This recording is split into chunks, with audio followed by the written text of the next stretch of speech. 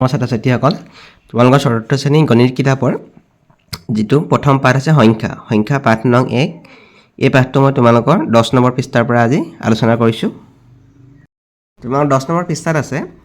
চেকৰ পৃষ্ঠাসমূহত ধন ৰাখি আখৰে লিখোঁ হা। এখন চেক, ইয়াত যিবোৰ সংখ্যা আছে সংখ্যাখিনি আমি আখৰে লিখিব লাগে। এতিয়া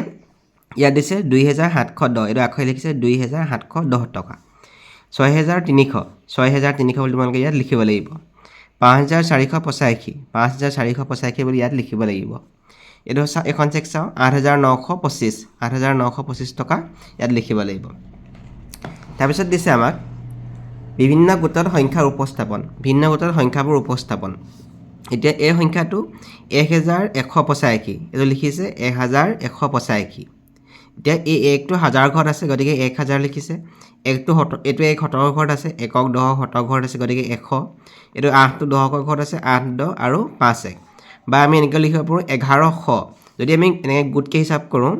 1 10 100, 11টো এই 1টো 70 ঘৰত পৰি যায়, তাৰমানে এই গোটেইটো আমি 11 ধৰিছোঁ। ইয়াত লিখিছে 1100, 8 10 আৰু 5 1। আৰু শেষত লিখিছে 1100 আৰু 8 10 5টো একেলগে লিখিছে 8 10 5 85 1। তাৰপিছত দিছে আমাৰ সংখ্যাকেইটা, তলৰ সংখ্যাকেইটাক বিভিন্ন গোটত উপস্থাপন কৰা। প্ৰথমতে দিছে 1937। 1937 সংখ্যাটো হ'ব, আমি এনেকৈ লিখিব লাগিব 1937টো 1937। বা আমি এনেকৈ লিখিব পাৰোঁ এই 1টো হাজাৰ ঘৰত আছে গতিকে 1000, 9টো 70 ঘৰত আছে 900, 3টো 10 ঘৰত আছে 3 10 আৰু 7 1। বা আমি এনেকৈ লিখিব পাৰোঁ 1900, এই দুইটা একেলগে ধৰিছে, এইটো 1 10 100 গতিকে 1900 ধৰিছে। 1900 3 10 7 1 বা 1937 1। পিছতো সংখ্যা আছে 2026, আমি লিখিছোঁ 2026 বা 2000, ইয়াত 70 ঘৰত 0 আছে গতিকে 0 লিখিছোঁ। 2টো 10 ঘৰত আছে 2 10 লিখিছোঁ আৰু 6টো 1 ঘৰত আছে 6 1 লিখিছোঁ। তাৰপিছত বা 2000, দুইটা একেলগে ধৰিছে, এইটো 2000 2 10 6 1 বা 2026 1। তাৰপিছৰ সংখ্যাটো আছে 7409। ইয়াত লিখিছোঁ 7409 বা 7400 0 10, 10 ঘৰ 0 আছে 0 10 লিখিছোঁ 9 1 বা 7400 লিখিব লাগিব আমি ইয়াত 0 10 9 1 বা 7400 আৰু 9 1। তাৰপিছত আমাক দিয়া আছে কিমান হ'ব লিখোঁ আহা, এইখিনি আমি লিখিব লাগে কিমান হ'ব। ইয়াত দিছে 89 10, 89টো 10 ঘৰত পৰিব লাগিব, লাগে 70 ঘৰলৈ 8টো বাঢ়ি যাওক একো নাই, কিন্তু 89 সংখ্যাটো গোটেইটো 70 ঘৰত থাকিব লাগিব। 89 10 বুলি কৈছে, 10 ঘৰত থাকিব লাগিব এইটো। 23 10, তেনেকৈ 23 10 বুলি ক'লে এইটো হ'ব 1 10, এই 10 ঘৰত 23টো থাকিব লাগিব। 1900 2 10, 1900 আৰু 2 10 বুলি কৈছে, এইটো 1900 2 10। 4500 2 10 আৰু 7 1, এইটো হ'ব 4500 2 10 আৰু 7 1। 1006, 1006টো এইটো হ'ব 1 10 100 1000 1006। তেনেকৈ এইকেইটাক আমি কৰিম, তেনেকৈ এইকেইটা কৰিলে হ'ব 2805 1, এইটো 2805 1 হৈছে। 3805 10, এইটো 3805 10। 1 10 100 1000, 2003 1, এইটো 2003 1। 4506 1, 4506 1, 1300 7 10 4 1, 1300 7 10 4 1। সংখ্যাৰ শ্ৰেণীবোৰ পূৰ কৰোঁ আহা। ইয়াত দেখিছোঁ আমি 1016 1017। এতিয়া ইয়াত 6 হৈছে, ইয়াত 7 হৈছে, মানে 1 1কৈ বাঢ়ি গৈছে। ইয়াত হৈ যাব তেতিয়াহ'লে 1018 হ'ব, ইয়াত হৈ যাব 1019 হ'ব, ইয়াত 1020 হ'ব, ইয়াত 1021 হ'ব, 1022 আৰু 1023 হ'ব। তাৰপিছতে চাওঁ আমি এইটো দিছে 2034 2036 2040। এতিয়া এই চানেকিটো কিমানকৈ বাঢ়ি গৈছে আমি চাব লাগিব। এতিয়া ইয়াত দিছে 2034 আৰু 2036। তোমালোকে কি কৰিবা 2036 সংখ্যাটোৰ পৰা 2034 সংখ্যাটো বিয়োগ কৰি চাবা, কিমান থাকিব 6 4 গ'ল থাকিল 2, তাৰমানে এই চানেকিটো 2 2কৈ বাঢ়ি গৈছে। যদি 2 2কৈ বাঢ়ি যায়, ইয়াত 36ৰ লগত 2 যোগ কৰিলে কিমান হ'ব 2038 হ'ব। 2038 হ'ব 2040 হৈ গ'ল 38 লগত 2 যোগ হৈ 2040 হৈ গ'ল ইয়াত হ'ব 2042 হ'ব ইয়াত হ'ব 2044 হ'ব এতিয়া যেতিয়াহ'লে বাওঁফালে আহিছে এইটো কমি আহিছে ইয়াত 2036 আছিলে ইয়াতকৈ 2 কমি কিমান হ'ল 34 হ'ল 34ৰ পৰা আকৌ 2 কমি কিমান হ'ব 2032 হ'ব আৰু ইয়াত 2030 হ'ব পিছৰটো চাওঁ আমি 3695 ইয়াত দিছে 3715 আৰু 3720 তোমালোকে এই দুটা সংখ্যাৰ পৰা গম পাব লাগিব যে চানেকিটো কিমানকৈ বাঢ়ি গৈছে আমি গম পাব লাগিব ইয়াত 3720 সংখ্যাটো চাওঁ 3720 সংখ্যাটো তাৰ আগৰটো আছে 3715 আমি বিয়োগ কৰি চাম 10 5 গ'ল থাকিল 5 তাৰমানে এই চানেকিটো 5 5কৈ বাঢ়ি গৈছে গতিকে এতিয়া আমি লিখিব পাৰিম 3695 লগত আকৌ 5 যোগ কৰিম 5 যোগ কৰিলে হ'ব 3700 হ'ব 3700 হ'ল আকৌ 5 যোগ কৰি 3705 হ'ব আকৌ 5 যোগ কৰি 3710 3715 715 3720 3725 এতিয়া পিছৰ চানেকিটো চাওঁ আমি 4551 4500 4951 আৰু 4953 হৈছে গতিকে ইয়াত লিখিব লাগিব 4952 লিখিব লাগিব ইয়াত 53 হৈ গ'ল 4954 হ'ব তেনেকৈ ইয়াত 4955 হ'ব ইয়াত 4956 4962 পিছৰ সংখ্যাকেইটা চাওঁ আমি 4958 4957 মানে এই সংখ্যাটো এই চানেকিটো এক এককৈ কমি গৈছে ইয়াত যিহেতু 58 হৈছে ইয়াত 57 হৈছে এক কমিছে গতিকে 4962 পৰা এক কমিলে কিমান হ'ব 4961 হ'ব আকৌ 4960 হ'ব 4959 হ'ব 58 হৈছে টেমাত লিখিত সংখ্যাবোৰ চোৱা আৰু সংখ্যাবোৰ ঘেৰ কৰা অংকটোৰ স্থানীয় মানৰ সৈতে মিলাও আহা এতিয়া এই সংখ্যাটোৰ অংকটো যিটো অংক আছে এই এক অংকটো একক দশকৰ ঘৰত আছে দশকৰ থাকিলে কোনটো মিলিব আমাৰ এইটো 1/10 ইয়াৰ একৰ স্থানীয় মান কিমান হ'ব 1/10 হ'ব ইয়াত চাওঁ একক দশক শতক একটো শতৰ ঘৰত আছে গতিকে 100টো ইয়াত মিলাব লাগিব এইটো সংখ্যা চাওঁ একক দশক শতক হাজাৰ ঘৰত আছে গতিকে এইটো আমি ক'ত মিলিব এই 1000 লগত মিলিব তাৰপিছতো চাওঁ আমি এইটো এককৰ ঘৰত আছে গতিকে এইটো আমি ক'ত মিলিব ইয়াৰ পৰা আহি ইয়াত মিলিব এই 5টো শতৰ ঘৰত আছে গতিকে 500 হ'ব তাৰপিছত এইটো 5টো হাজাৰ ঘৰত আছে গতিকে 5000টো ইয়াত মিলাব নিগনি জাপ দিছে এবাৰত 10 ঘৰকৈ জপিয়ালে পাউৰুটিখন খাবলৈ নিগনিটোৱে মুঠ কিমান ঘৰ জপিয়াব লাগিব নিগনিটো 970 সংখ্যাটোত আছে এবাৰত 10 ঘৰকৈ জপিয়াইছে 970 লগত 10 যোগ হৈ কিমান হৈছে 980 তাৰ লগত আকৌ 10 যোগ হৈ 990 হৈছে 10 ঘৰ যোগ হৈ এতিয়া পাউৰুটিখন আছে 1020 সংখ্যাটো নিগনিটোৱে কেই ঘৰ জাপ মাৰিব ইয়াৰ পৰা ইয়ালৈ 10 ঘৰ 10 ইয়াৰ পৰা ইয়ালৈ 10 ঘৰ আকৌ 20 হৈ গ'ল এইটো 30 ইয়াৰ পৰা ইয়ালৈ 30 40 50 কিমান ঘৰ জপিয়াব নিগনিটোৱে তেতিয়াহ'লে 50 ঘৰ আমি ইয়াত লিখিব লাগিব খালী বাকচত উপযুক্ত সংখ্যাৰে পূৰ কৰোঁ আহা এতিয়া এইটো 5700 আৰু 5725 এতিয়া কিমানকৈ বাঢ়ি গৈছে এইটো পিছৰ সংখ্যাটো চাওঁ 5725 5725টো আমি যদি ইয়াত পাতি লওঁ 5725 আৰু এইটো হৈ গ'ল 5700 যদি বিয়োগ কৰি চাওঁ কিমান হ'ব 25 তাৰমানে এইটো কিমানকৈ বাঢ়ি গৈছে 25কৈ বাঢ়ি গৈছে এতিয়া 5725ৰ লগত আমি যদি 25 যোগ কৰোঁ কিমান হ'ব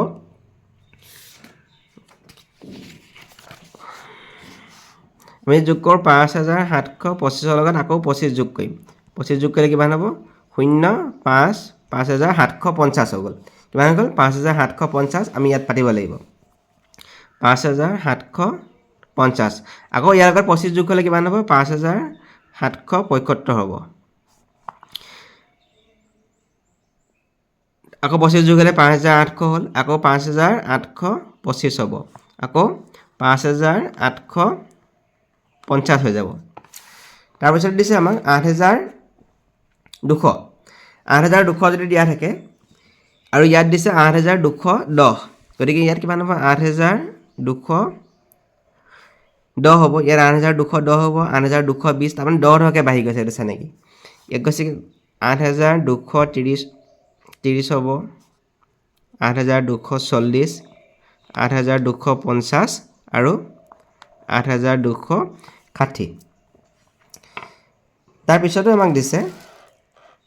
যদি নিগনিটো ক স্থানত থাকে আৰু খ স্থানত পাৱতীখন থাকে তেন্তে নিগনি আৰু পাৱতীৰ মাজৰ দূৰত্ব হ'ব। এতিয়া নিগনিটো ইয়াত আছে ক স্থানত 1019 আৰু এইটো সংখ্যা আছে 1029, তাৰমানে 10 বাঢ়ি গৈছে। ইয়াৰ পৰা ইয়ালৈ 10 ঘৰ আছে, 10, ইয়াৰ পৰা 20, 30, 40। গতিকে নিগনি আৰু পাৱতীৰ মাজৰ দূৰত্ব কিমান হ'ব? পাৱতী মানে যদি ৰুটিখন ইয়াত থাকে বুলি কৈছে, কৰ পৰা খলৈ কিমান দূৰত্ব হ'ব? 40 ঘৰ হ'ব। গতিকে আমি ইয়াত 40 লিখি দিম, কাৰণ ইয়াৰ পৰা ইয়ালৈ যদি আমি জপিয়াওঁ এইটো 10 ঘৰ হৈ গ'ল, ইয়াৰ পৰা ইয়ালৈ 10 ঘৰ হৈ গ'ল, ইয়াৰ পৰা ইয়ালৈ 10 ঘৰ হৈ গ'ল, আৰু ইয়াৰ পৰা ইয়ালৈ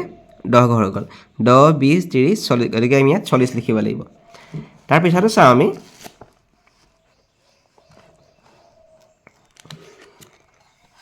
এহেজাৰ,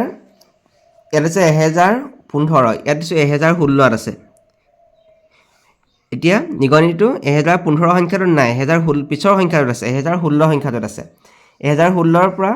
কিমান আছে? 1043 সংখ্যাটোত আছে। এইটো 1043 সংখ্যাটোত আছে। ইয়াৰ পৰা আমি 10 ঘৰ হিচাপ কৰোঁ।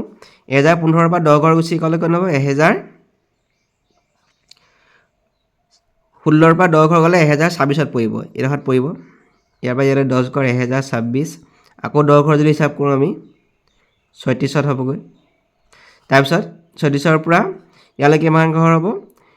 1, 2, 3, 4, 5, 6, 7। গতিকে ইয়াৰ পৰা ইয়ালৈ 7 ঘৰ হ'ব। তাৰমানে 10, 10, 20, 20, 7, 27। ইয়াত আমি 27 লিখিব লাগিব। 1069 আৰু 1102 সংখ্যা ৰেখাত দেখুওৱা হৈছে। 1069 বুলি ক'লে 1070 আগত থাকিব, পিছত নহয়। গতিকে 1069 সংখ্যাটো এইটো। আৰু 1102 মানে এইটো 1100 সংখ্যা। 1102 বুলি ক'লে 1100ৰ পিছত থাকিব। এইটো 1101, এইটো 1102 পিছৰ সংখ্যাটো। এতিয়া 1061 সংখ্যাটো কোনটো হ'ব? 1060 সংখ্যাটো এইটো, 1060 সংখ্যাটো এইটো। গতিকে 1061 সংখ্যাটো সদায় ইয়াৰ এইফালে থাকিব। গতিকে এইটো হ'ব 1061, এই পিছৰ সংখ্যাটো 1061 এইটো সংখ্যা হ'ব। 1077 সংখ্যাটো এইটো হ'ব, 1080ৰ আগত থাকিব। এইটো 1070, ইয়াৰ পৰা যদি হিচাপ কৰোঁ 71, 72, 73, 74, 75, 76, 77। গতিকে এইটো সংখ্যা 1077 হ'ব এইটো। তাৰপিছত দিছে 1052, যেনেকৈ 1052 সংখ্যাটো কোনটো হ'ব? এইটো 1050, 1051, 1052, এইটো 1052 হ'ব। তাৰপিছত 1105, এইটো 1100 সংখ্যা। 1105 বুলি ক'লে এই মাজৰটো হ'ব, এইটো 1105। 1116, এইটো 1110, এইটো 1115, 1116। ইয়াৰ পৰা হিচাপ কৰোঁ, এইটো 1110 হৈ গ'ল, এইটো 11, 12, 13, 14, 15, 16, 1116 এইটো সংখ্যা হ'ব। ক অংশত খ অংশ মিলাওঁ আহা। 2075 সংখ্যাটো 2064 আৰু 2174 মাজত থাকিব। গতিকে এইটো আমি ইয়াত মিলাম। তাৰপিছত আছে 2137, 2137টো 2135 আৰু 2139ৰ ভিতৰত থাকিব। 2312টো 2310 আৰু 2320ৰ মাজত থাকিব। 2463 সংখ্যাটো 2459 আৰু 2569ৰ মাজত থাকিব। তলৰ সংখ্যাবোৰ সংখ্যা ৰেখাত উপস্থাপন কৰোঁ আহা। এতিয়া এইটো সংখ্যা দিছে 7632। 7632টো 7625 আৰু 7635ৰ মাজত থাকিব। এইটো 7635 সংখ্যা। গতিকে ইয়াৰ সোঁফালে নাথাকে, বাওঁফালে থাকিব। 7632 সংখ্যাটো ইয়াত থাকিব, এইডোখৰত ইমানটো মানত থাকিব। 7632। 7640, 7640 সংখ্যাটো 7635 আৰু 45ৰ মাজত থাকিব। এইটো হ'ব 7640 হ'ব, এইডোখৰত থাকিব সংখ্যাটো। 7696, 7696টো 7600, এইটো 95, 7695 তাৰ পিছত থাকিব 7696। তাৰপিছত সংখ্যাটো 7678, 7678 সংখ্যাটো 7675 আৰু 7685 মাজত থাকিব। এইটো হ'ব 7678। তাৰপিছত 7656, 7655ৰ পিছতে থাকিব 7655, তাৰপিছত হ'ব 7656 হ'ব। উপযুক্ত চিনটো দি খালী ঘৰ পূৰ কৰা এতিয়া ইয়াত দিছোঁ আমি 3180 আৰু 3810 এই সংখ্যাকেইটা আমি তুলনা কৰিব লাগে কোনটো ডাঙৰ আৰু কোনটো সৰু প্ৰথমতে আমি হাজাৰ ঘৰটো চাওঁ হাজাৰ ঘৰত ইয়াতো 3 আছে আৰু ইয়াতো 3 আছে গতিকে হাজাৰ ঘৰটো সমান আছে তাৰপিছত আমি শতকৰ ঘৰটো চাম একক দশক শতকৰ ঘৰ ইয়াত 1 আছে 1 শতক আছে আৰু ইয়াত আছে একক দশক শতকৰ ঘৰত 8 শতক আছে এতিয়া 1 শতক আৰু 8 শতক কোনটো ডাঙৰ 8 শতকটো ডাঙৰ হ'ব তাৰমানে 3810টো ডাঙৰ হ'ব ডাঙৰটো ফালে আমি এইটো চিন দিম 2006 আৰু 6002 আমি হাজাৰ ঘৰত তুলনা কৰোঁ ইয়াত 2000 আছে ইয়াত 6000 আছে কোনটো ডাঙৰ হ'ব 6000টো ডাঙৰ হ'ব গতিকে সদায় আমি এইটো চিন দিম যে ডাঙৰটো ফালে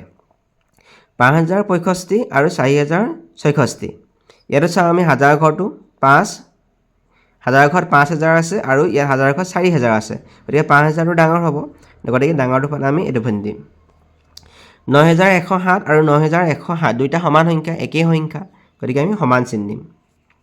4397 আৰু 4379 ইয়াত চাওঁ আমি হাজাৰ ঘৰত চাওঁ হাজাৰ ঘৰত 4000 ইয়াতো 4000 দুইটা সমান আছে তাৰপিছত শতৰ ঘৰটো চাওঁ ইয়াতো শতৰ ঘৰত 3 আছে ইয়াৰো শতৰ ঘৰত কিমান আছে 3 হেতুও সমান আছে দশকৰ ঘৰটো চাওঁ ইয়াত দশকৰ ঘৰত 9 আছে আৰু ইয়াত দশকৰ ঘৰত কিমান আছে 7 ইয়াত আছে 9 ইয়াত 7 আছে কোনটো ডাঙৰ হ'ব 9টো ডাঙৰ গতিকে ডাঙৰটো ফালে আমি এইটো চিন দিম 2908 আৰু 4908 হাজাৰৰ ঘৰত 2 আছে আৰু হাজাৰৰ ঘৰত 4 আছে গতিকে 4000টো ডাঙৰ হ'ব ডাঙৰটো ফালে আমি এইটো চিন দিলোঁ বন্দনাহঁতৰ ঘৰৰ বিদ্যুৎ মাচুল মে' জুন আৰু জুলাই মাহত ক্ৰমে ইমান 1025 টকা আৰু 1090 টকা 1200 টকা হ'ল উল্লেখ কৰা কোনটো মাহত বিদ্যুৎ মাচুল আটাইতকৈ কম আৰু কোনটো মাহত আটাইতকৈ বেছি আৰু কোনটো মাহত আটাইতকৈ কম কোনটো মাহত কম হৈ গ'ল ইয়াত কোনটো সৰু সংখ্যা হ'ব 1025টো আটাইতকৈ সৰু সংখ্যা এইটো কি মাহত হ'ব মে' মাহত গতিকে ইয়াত লিখিব লাগিব মে' কোনটো মাহত আটাইতকৈ বেছি এতিয়া বেছি এইটো হ'ল জুলাই মাহত 1200 টকা হৈছিলে গতিকে আমি ইয়াত লিখিব লাগিব জুলাই বিদ্যুৎ মাচুল বেছি হোৱা কাৰণ কি বুলি ভাবা কাৰণ জুলাই মাহত গৰম বেছি পৰে গৰম পৰিলে মানে আমি ফেন বেছিকৈ চলিছে বা বৈদ্যুতিক আহিলাবোৰ যিবোৰ ফ্ৰিজ আছে AC বেছিকৈ চলিছে গতিকে বৈদ্যুতিক আহিলাবোৰ বেছিকৈ ব্যৱহাৰ হোৱাৰ বাবে কাৰেণ্টৰ বিলটো বেছি আহিছে উপযোজিত চিন ব্যৱহাৰ কৰি তলৰ সংখ্যাবোৰ ঊৰ্ধ্বক্ৰমত সজোৱা ঊৰ্ধ্বক্ৰম মানে হ'ল সৰুৰ পৰা ডাঙৰলৈ কোনটো সংখ্যা আটাইতকৈ সৰু হ'ব ইয়াত চাওঁ আমি এই গোটেইকেইটা হাজাৰৰ ঘৰত আছে কিন্তু এইটো সংখ্যা আমাৰ শতকলৈকে আছে 998 ইয়াত হাজাৰটো নাই গতিকে 998টো আটাইতকৈ সৰু হ'ব তাৰপিছত 998তকৈ অলপ ডাঙৰ কোনটো হ'ব 1041 হ'ব পিছতো চাওঁ আমি ইয়াত 6000 আছে ইয়াত 5000 আছে কোনটো হ'ব 5000টো প্ৰথমতে আহিব 5678 তাৰপিছত হ'ব 6031 ইয়াত চাওঁ আমি গোটেইকেইটা হাজাৰৰ ঘৰত আছে এইটো 5000 এইটো 7000 6000 5000 গতিকে 5000 দুটা আছে 5180 আৰু 5999 ইয়াত 5180টো সৰু হ'ব কাৰণ ইয়াত 17 ঘৰত 1 আছে ইয়াত 17 ঘৰত 9 আছে গতিকে 5180টো প্ৰথমতে আমি লিখিব লাগিব তাৰপিছত লিখিব লাগিব 5999 তাৰপিছত লিখিব লাগিব 6971 আৰু তাৰপিছত শেষত লিখিব লাগিব 7082 লিখিব লাগিব এইবোৰ পিঠাৰ সংখ্যা দিয়া আছে পিঠাবোৰ কোনটো ঊৰ্ধ্বক্ৰমত লিখিব লাগে তিল পিঠা সমান 2325 নাৰিকল লাডু 1200 মালপোৱা সংখ্যা ইমান সংখ্যাবোৰ ঊৰ্ধ্বক্ৰমত লিখা ঊৰ্ধ্বক্ৰম মানে সৰুৰ পৰা ডাঙৰলৈ ইয়াত কোনটো আটাইতকৈ সৰু সংখ্যা 980টো হ'ব 980 ইয়াত লিখিব লাগিব তাৰপিছত আহিব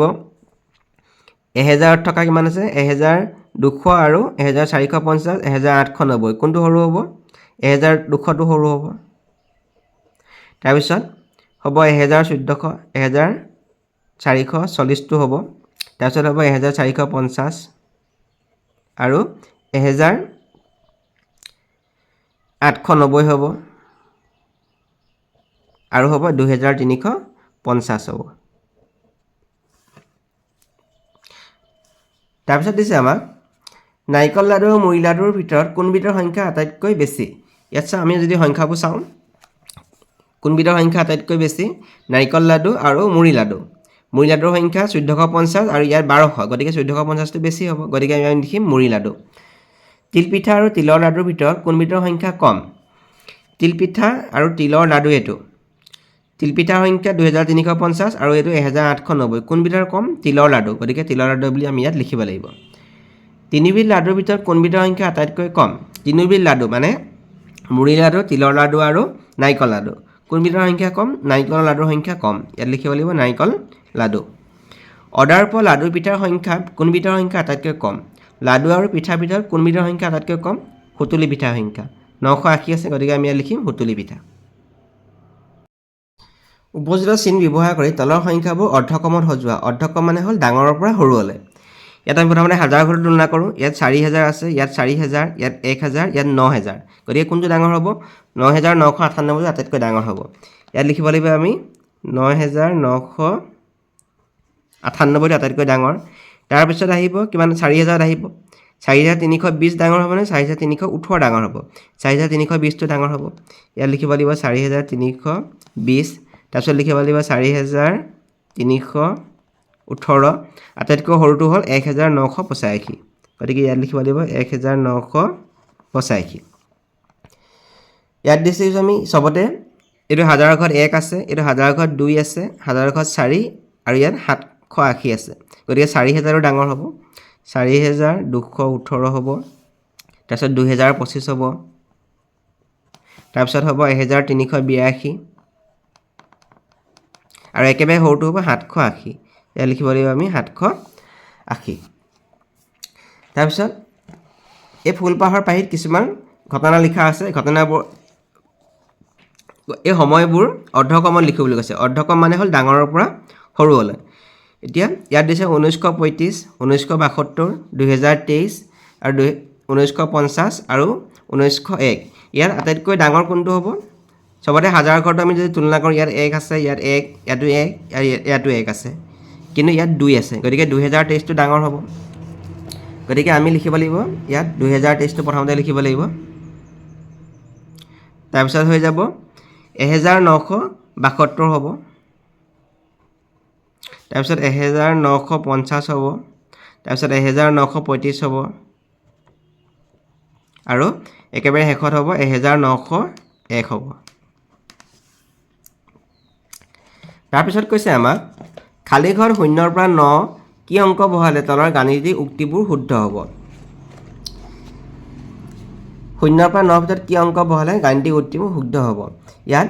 এই সংখ্যাটো ডাঙৰ দেখাইছে ইয়াত চাওঁ আমি ইয়াত 6 আছে ইয়াতো 6 আছে হ'ল ইয়াত দেখিছোঁ আমি 7 আছে শতকৰ ঘৰটো 7 আছে গতিকে এই শতকৰ ঘৰটো যিহেতু ডাঙৰ দেখাব লাগে গতিকে আমি 7তকৈ এটা সৰু সংখ্যা লিখি দিম যেনে আমি 2 লিখি দিলোঁ ইয়াত যিকোনো সংখ্যা লিখি দিম 3 লিখি দিলোঁ যেনিবা ইয়াতো যেনিবা 5 লিখি দিলোঁ এতিয়া এইটো হৈ গ'ল 6745 আৰু 6243 এইটো ডাঙৰ হ'ব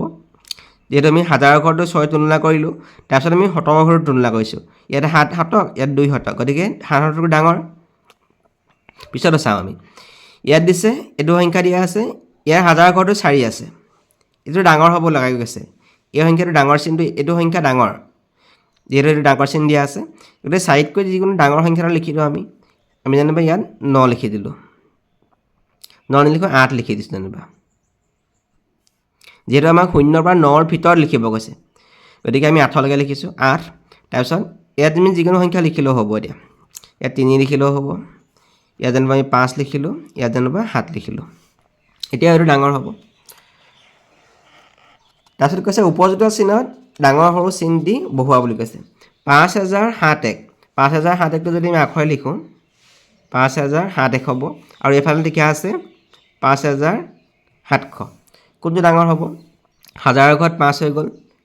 কিন্তু শতৰ ঘৰ ইয়াত 0 আছে ইয়াত শতৰ ঘৰত কিমান আছে 7 আছে গতিকে কোনটো ডাঙৰ হ'ব এইটো ডাঙৰ হ'ব গতিকে এইটো চিন আমাৰ ইয়াত বহিব তাৰপিছৰ সংখ্যা 6072 6000 হ'ব এইটো 6072 আৰু 1 কৈছে গতিকে 6072 1 এইটো সংখ্যা হ'ব ইয়াত দিছে আৰু ইয়াত এইটো সংখ্যা আছে 6271 ইয়াত কোন দুটা সংখ্যা ডাঙৰ হ'ব হাজাৰৰ ঘৰত আমি 6 ইয়াতো 6 আছে ইয়াতো 6 আছে শতৰ ঘৰত চাওঁ ইয়াত 7 আছে ইয়াত কিন্তু 2 আছে গতিকে এইটো ডাঙৰ হ'ব 7টো গতিকে এইটো ডাঙৰ হ'ব পিছৰ সংখ্যাটো আমি চাওঁ 7000 যোগ 90 যোগ 5 যদি আমি যোগ কৰোঁ সেইটো হ'ব 7095 হ'ব 7095 হ'ব আৰু ইয়াতে 7095 আছে ইয়াতে 7095 দুইটা সংখ্যা একে হ'ব একে হ'লে কি চিন হ'ব ইয়াত সমান চিন হ'ব 2504.31 2504.31 এইটো হৈ গ'ল আৰু এইটো হৈ গ'ল 2504.31 দুইটা সংখ্যা একেই গতিকে ইয়াতো সমান চিন হ'ব ইয়াতো সমান চিন হ'ব মনত পেলাও আহা যিবোৰ সংখ্যাৰ একৰ ঘৰত 0 2 4 6 বা 8 থাকে সেই সংখ্যাবোৰক যুগ্ম সংখ্যা বোলে যিবোৰ সংখ্যাৰ একৰ ঘৰত 1 3 5 7 অথবা 9 থাকে সেইবোৰক অযুগ্ম সংখ্যা বোলে ইয়াত প্ৰশ্ন দিছে 8 নম্বৰ পৰা সংখ্যাবোৰ যুগ্ম নে অযুগ্ম বিচাৰি উলিয়াই তালিকাখনত লিখা এতিয়া আমি আগফালে যিখিনি কৰি আহিছিলোঁ 8 নং প্ৰশ্নত আছিলে তাত কিছুমান সংখ্যা আছিলে সংখ্যাখিনি আছিলে 5700 আছিলে 5700 আছিলে তাৰপিছত 6271 আছিলে আৰু 7095 আছিলে 2543 আছিলে এতিয়া এই সংখ্যাবোৰ যুগ্ম নে অযুগ্ম আমি লিখিব লাগে এতিয়া চাওঁ এই সংখ্যাটোৰ একৰ ঘৰত কিমান আছে 0 একৰ ঘৰত যদি 0 থাকে সংখ্যাটো কি হ'ব যুগ্ম সংখ্যা গতিকে যুগ্মত আমি লিখিম 5700 তাৰপিছত পিছৰ সংখ্যাটো আছে 6271 ইয়াৰ একৰ ঘৰত কিমান আছে 1 আছে একৰ ঘৰত যদি 1 থাকে সংখ্যাটো কি হ'ব অযুগ্ম সংখ্যা গতিকে লিখিব লাগিব 6271 আমি অযুগ্ম ঘৰত লিখিব লাগিব 7095 ইয়াৰ একৰ ঘৰত 5 আছে একৰ ঘৰত 5 থাকিলে সংখ্যাটো কি হ'ব অযুগ্ম সংখ্যা গতিকে ইয়াত লিখিব লাগিব 7095 2543 টো একৰ ঘৰত 3 আছে গতিকে এইটো আমি ইয়াত লিখিব লাগিব 2543 অযুগ্ম ঘৰত আমি লিখিব লাগিব তালিকাখনত যুগ্ম সংখ্যাবোৰ ৰাইট চিন অযুগ্ম সংখ্যাবোৰ ঘেৰ চিন দিওঁ আহা এতিয়া প্ৰথম সংখ্যাটো একৰ ঘৰত 0 আছে একৰ ঘৰত 0 থাকিলে যুগ্ম সংখ্যা গতিকে ৰাইট চিন দিছে এইটো সংখ্যা একৰ ঘৰত 7 আছে একৰ ঘৰত 7 থাকিলে অযুগ্ম হয় গতিকে এইটো ঘেৰ চিন দিছে এইটো সংখ্যা একৰ ঘৰত 3 আছে 3 থাকিলে কি সংখ্যা হ'ব অযুগ্ম সংখ্যা হ'ব গতিকে এইটো ঘেৰ চিন দিব লাগিব এইটো 0 আছে একৰ ঘৰত 0 থাকিলে যুগ্ম হ'ব এইটো 2 আছে যুগ্ম হ'ব এইটো 2 যুগ্ম হ'ব একৰ ঘৰত 3 আছে 3 থাকিলে এইটো কি হ'ব অযুগ্ম হ'ব এইটো 0 আছে একৰ ঘৰত 0 থাকিলে কি হ'ব যুগ্ম গতিকে এইটো ৰাইট চিন তাৰপিছত পিছৰকেইটা তোমালোকে এইকেইটা কৰিবা নিজে যদি তোমাৰ জন্মৰ বছৰটো এটা অযুগ্ম সংখ্যা তেন্তে তোমাৰ জন্মৰ পৰা 10 বছৰ পাছৰ বছৰটো যুগ্ম হ'ব নে অযুগ্ম হ'ব যদি তোমাৰ জন্মৰ বছৰটো এটা অযুগ্ম সংখ্যা ধৰি লোৱা তোমাৰ অযুগ্ম সংখ্যা আমি ধৰি লওঁ 2021 টো অযুগ্ম সংখ্যা তাৰপৰা 2011 ধৰিছোঁ তাৰপিছত 10 বছৰ পিছত মানে আমি 10টো আমি যোগ কৰি দিম 1201 কিমান হ'ব 2021 সংখ্যাটো একৰ ঘৰত কি আছে 1 আছে 1 থাকিলে কি হ'ব অযুগ্ম হ'ব গতিকে এই সংখ্যাটো কি হ'ব অযুগ্ম মই এটা যুগ্ম সংখ্যা মোতকৈ 2 ডাঙৰ সংখ্যা এটাৰ মোৰ লগত যোগ কৰিলে যোগফলটো যুগ্ম হ'ব নে অযুগ্ম হ'ব মই এটা যুগ্ম সংখ্যা বুলি কৈছে এটা যুগ্ম সংখ্যা মই ধৰোঁ যেনিবা 6 ধৰিছোঁ তাৰপিছত কৈছে মোতকৈ 2 ডাঙৰ 6তকৈ 2 ডাঙৰ সংখ্যা বুলি ক'লে কিমান হ'ব 6তকৈ 2 ডাঙৰ হ'লে 8 হ'ব দুইটা যোগ কৰিবলৈ কৈছে 6 আৰু 8 যোগ কৰিলে কিমান হৈ গ'ল 14 হৈ গ'ল যোগফলটো যুগ্ম নে অযুগ্ম এতিয়া 14 সংখ্যাটো একৰ ঘৰত কিমান আছে 4 আছে গতিকে এইটো লিখিব লাগিব আমি যুগ্ম মই এটা অযুগ্ম সংখ্যা মোৰ লগত এককৰ ঘৰত 1 থকা এটা সংখ্যা যোগ কৰিলে যোগফলটো যুগ্ম হ'ব নে অযুগ্ম হ'ব মই এটা অযুগ্ম সংখ্যা কৈছে অযুগ্ম সংখ্যা মই ধৰিছোঁ যেনিবা 9টো এটা অযুগ্ম সংখ্যা মোৰ লগত এককৰ ঘৰত 1 থকা এতিয়া একৰ ঘৰত 1 থকা এটা সংখ্যা হ'ল যেনিবা 31 সংখ্যাটো একৰ ঘৰত 1 আছে তোমালোকে 31 নলৈ 11 ল'ব পাৰা 41 ল'ব পাৰা যোগ কৰিবলৈ কৈছে 9 লগত 31 যোগ কৰিলে পাবা তোমালোকে 40 পাবা এই 40 সংখ্যাটো যুগ্ম নে অযুগ্ম 40 সংখ্যাটো একৰ ঘৰত কিমান আছে 0 আছে 0 থাকিলে এইটো কি হ'ব যুগ্ম হ'ব